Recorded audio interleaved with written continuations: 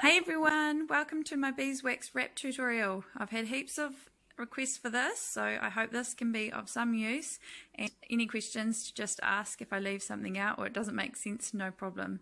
So this is the ingredients that you need: the brush, the beeswax, some coconut oil and a grater to grate the beeswax, then an oven tray and the fabric. So you need to go for a nice thin lightweight cotton that is going to soak up the beeswax nicely and then be a nice texture at the end for wrapping around food and things. So just make sure you have 100% cotton, and then you can literally throw away the fabric in the end after using these, and they can be totally biodegradable, which is why we're probably here making the beeswax wraps in the first place. So please do just ask at a fabric store if you're not quite sure if it's 100% cotton or not. So there you go, that's all the ingredients. You can do without the grater and the coconut oil if you don't have these at home, and you can use a knife to cut up the beeswax. It's just not as easy really to use cut up bits. It just takes a lot longer to melt, but it's up to you and what you have, or we'll get the job done. Okay, let's start. Here I have put the beeswax and the coconut oil onto the fabric. So as you can see, I have covered the fabric with the grated beeswax and then put about half a teaspoon of coconut oil, dolloped it on in 5 places here, but hard to see that middle one there and there, just to keep the coconut oil in all over the fabric. When it melts, it will be in those areas, and I'll brush it as well with my brush so that it all is getting evened out more. Make sure that your beeswax, you see I've got it off the other side there, stays on the fabric, otherwise these bits are just melting. And if you don't want the beeswax on your oven tray, you need to keep it onto the tin foil really. I would recommend, if this is something you seriously want to do, getting an oven tray to make wax wraps, because this oven tray, for example, was only $1, and then you're saving the planet with, of course, reusing and reducing with the waste, because tin foil is essentially going to go in the trash, and it's just, we just don't need to be throwing things away. I will roll this piece up and keep reusing it. The only reason I don't have a reused piece on at the moment is because I haven't done beeswax wraps in so long that I don't have any. I just wanted to show you more realistically using the things at home with the materials. So there you go, nicely covered, and less is more at this stage. So make sure it is covered and think about how much it's going to melt, and then you can always add more if you have patches where it's not gone all the way through. I'll show you that with one I've finished, that when all the holes are covered up. So here it goes in the oven, about in the middle, on bake at about 90 degrees Celsius. And it will start to melt. I should close the oven, and then I just keep checking it, and then I'll brush it. So you don't want the oven on too hot, obviously, if you're going to brush it. Here's my brush that I got from Bunnings, and it's wooden and then natural bristles, so it's about as natural as I could get really. And as you can see, I've cut the bristles back so that it just gives me more control of brushing the beeswax on. It's quite sticky and hard at the moment because I don't wash it in between. Beeswax is actually really hard to wash off, and there's no point really. So it sits in between, and at the moment the bristles are really stiff and you can't really bend them. But then while you're wiping the beeswax on, just smoothing it out in the oven, the wax on the bristles will melt again on here. So it's no problem to just store it like that. I just store it in a beeswax wrap actually in the meantime. So just checking them, and as you can see it's melting.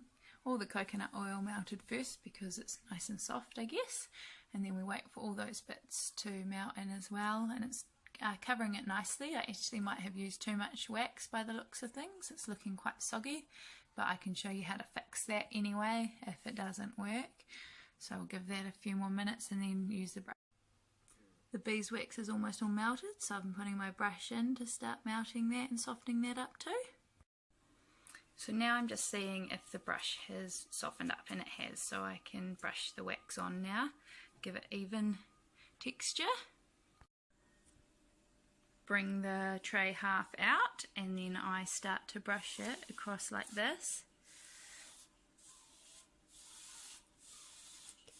to give it a nice even coating of the beeswax. Backwards and forwards, and it's looking really good coverage actually. Usually if there's too much on it, it would spread out the sides here more, but it seems to have gone over really nicely. And then I go up and down as well. There you go. That's looking great. And then I put it in again for a couple more minutes to even out any ridges that I might have formed with the brush. Looking ready, and I'm going to pick up this corner and this corner. Use tongs if you think it's too hot. I use my nails. I protect my fingers with my nails if it starts feeling too hot, but it dries and sets really quickly, so it's quite okay to pick it up if you can have the protection of your nails. Really, just a bit of careful, just take care in this area. Don't want anyone to burn themselves at my expense. So I'll pick up this corner and this corner. It's too hard to video I do it, so I'll lift it up and then shake it in the air and then hang it up, which I'll show you the next step in a minute. This is basically how I pick it up, from each corner with my nails very carefully, and you don't want to pick it up too much, like too far in, because the beeswax will come off the wrap onto your fingers. So I've just helped with a bulldog clip on some string in the window, but you can do it on the clothes horse. It's very easy if you bring the clothes horse in. They're all in use at the moment here, so this is doing the job. And I'm just looking through it. So see the holes here? I've just noticed a little bit here that's I just scrape them off. Any imperfections off with that one will be okay. I'll cut it off. It's just a blob of wax that's dried. So I look through it all to see the consistency of it, and it's very hard to show you on the camera, sorry, but to make sure it's all covered, you can kind of see how it's glistening there, and you just want it all covered in the beeswax. You can see, almost need to do a dud one that's not covered, so to show you the difference, but I can definitely see holding it up to light and that the coverage is good. This actually almost has too much wax on it, and I'll show you how to deal with the mistakes and things that you might make in another video. Just don't want this video to be too long, but I've got the good coverage I want, and I actually want to test out the coconut oil consistency, so give this one a go. So there you go, let it dry, and then we'll cut the edges in a minute. Yay, so we're at the final step, and that's the cutting. To be completely honest with you, I use a rotary cutter myself, a cutting mat and a set square to get it perfect, but this is a tutorial that I want everyone to be able to use, and so I'm just going to use scissors and show you how else you can do it from home without having to get too many materials. So this one wasn't very square to start with, so I've got quite a bit to cut off. I've decided to cut off the top more. So we fold the edges in and then fold it so that you're getting it nice and square, because hopefully one edge is at least straight, and then when we cut down here it will be a nice square. So I just kind of look at it. You can measure if you want to, make it more perfect, but if it's just for you at home, you don't need it perfect. So I'll just cut down here and then along here with the scissors, and I'll show you the results in a minute. So I've cut away the edges there, and I have used my sewing scissors that are not my perfect sewing scissors. I've got 2 pairs, but you could use sewing scissors or sharp kitchen scissors and things that you have at home. Then open it up, and I've got quite a nice square there. You could be more perfect with the square and cut it more perfectly, but it's up to you how much effort you want to go to there. And so there you go, your final beeswax wrap. Let's have a go at putting it over something. Here I have it over a bowl. One of the main reasons I'll use them to cover bowls and wrap up snacks and things.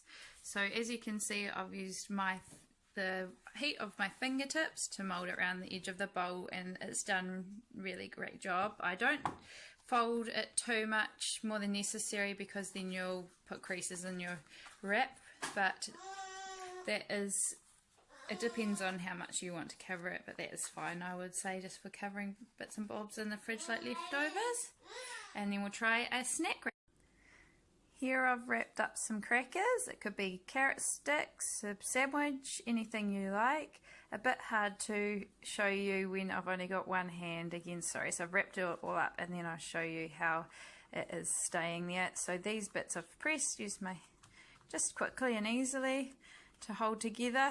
I've pressed them and folded it all around like a little package, like you're wrapping a present basically. You fold these over twice if you want a really good seal, with two hands usually, and you can also fold down here as well with the edge, but I don't tend to worry because it's wrapped up quite nicely in here, as I'll show you a couple of times. So here we go. It's a nice package of food wrapped up nicely, naturally, using natural ingredients, no plastic leaching into your food, and keeping your food all lovely and fresh. Wonderful. I hope you enjoyed my video. Thank you for watching, and I hope this helps inspire someone to get some natural things into your home and reduce waste. Thank you. Bye.